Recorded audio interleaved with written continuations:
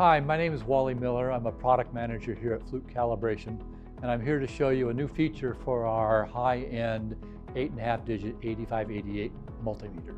In the past, one of the real common features that folks have done with these meters is they're trying to zero or null a voltage.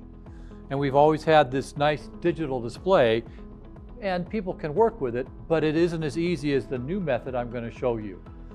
So if I wanted to null this voltage to zero, I've got a new screen that's called a null meter, and it allows me to see an analog dial on the screen and help me tune this value to zero. Right now it looks at zero, looks pretty good, but as I start zooming in, I'll actually start seeing that I'm not off of zero. And so here I'm going to try to bring it closer to zero. I'm adjusting the source now, and I'm getting into zero. That looks very good, but let me zoom in again, and yet one more time. And now you can see a lot of crazy movement going on. Let me zoom out a little bit. Let me now try to tune this just a little bit better.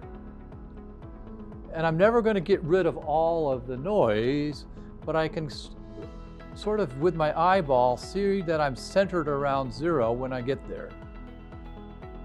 In addition to this analog gauge here, if you really want to, we actually can prevent these smaller numbers here. We'll give you actual measured values, which I can now look at the actual digital value if I want to, once I think I've got it close to zero.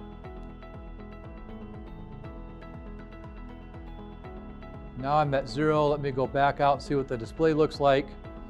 I can see all that noise, and if I was trying to tune this in here with the digital screen, it would be much more challenging. For more information on this feature and other information on the 8588, please visit fluke.com.